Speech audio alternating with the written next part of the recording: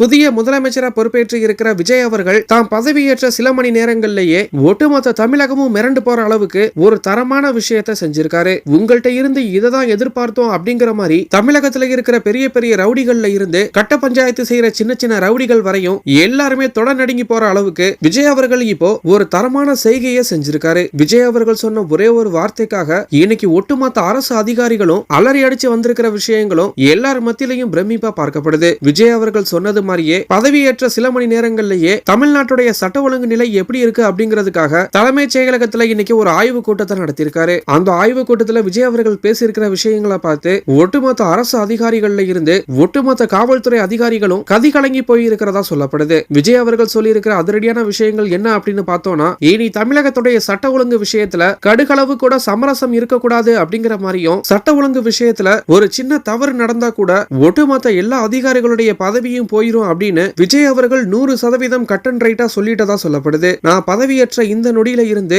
இனி தமிழகம் ஒரு அமைதியான மாநிலமாகவும் ஒரு பாதுகாப்பான மாநிலமாகவும் ஒரு ஒழுக்கமான மாநிலமாகவும் இருக்கணும் அப்படின்னு அதிகாரிகளுக்கு கராரா சொல்லியிருக்காரு. தமிழகத்துல சட்ட ஒழுங்கு ரொம்பவே மோசமா இருக்கிறதா விஜய் அவர்கள் பல்வேறு குற்றச்சாட்டுகளை முன் வச்சிருந்தாரு. அதன்படி இப்போ முதலமைச்சரா பொறுப்பேற்றதுல இருந்து சட்ட ஒழுங்கு விஷயத்துல தன்னுடைய முதல் ஆய்வு கூட்டத்தை நடத்தியிருக்காரு. மேலும் இந்த கூட்டத்துல ரவுடிகள் தொல்லைகள் இனி தமிழ்நாட்டில் இருக்கக்கூடாது அப்படின்னும் அதையெல்லாம் கட்டுக்குள் கொண்டு வர என்னென்ன விஷயங்கள்லாம் தேவையோ அதை உடனடியா அதிரடியா செய்யணும் அப்படிங்கிற மாதிரி உத்தரவிட்டிருக்கிறதாகவும் சொல்லப்படுது. இனி எந்த ஒரு இடங்கள்லையும் எந்த ஒரு தவறும் நடக்கக்கூடாது அப்படின்னும், குறிப்பா பெண்கள் பாதுகாப்பு விஷயத்துல சட்ட ஒழுங்கு நடவடிக்கை அப்படிங்கிறது யாருமே நினைச்சு கூட பார்க்க முடியாத அளவுக்கு ரொம்ப கடுமையானதா இருக்கணும் அப்படின்னும், தப்பு செய்யறதுக்கு ஒவ்வொருத்தனும் பயப்படணும் அப்படிங்கிற மாதிரி இந்த கூட்டத்தில் விஜய் அவர்கள் பல்வேறு ஆலோசனைகளை சொல்லியிருக்கிறது மட்டும் இல்லாம கடுமையான உத்தரவுகளையும் பிறப்பிச்சிருக்கிறதா சொல்லப்படுது. எங்க என்ன தப்பு நடந்தாலும் அதுக்கு முழு பொறுப்பு நம்ம தான் அப்படின்னும், ஆனா அந்த தப்பு நடக்க விடாம பாத்துக்கிறதும் நம்ம பொறுப்பு தான் அப்படிங்கிற மாதிரி சட்ட ஒழுங்கு விஷயத்துல முதல்வர் விஜய் அவர்கள் இப்போ ஒரு பயங்கரமான அதிரடியை காட்டியிருக்காரு.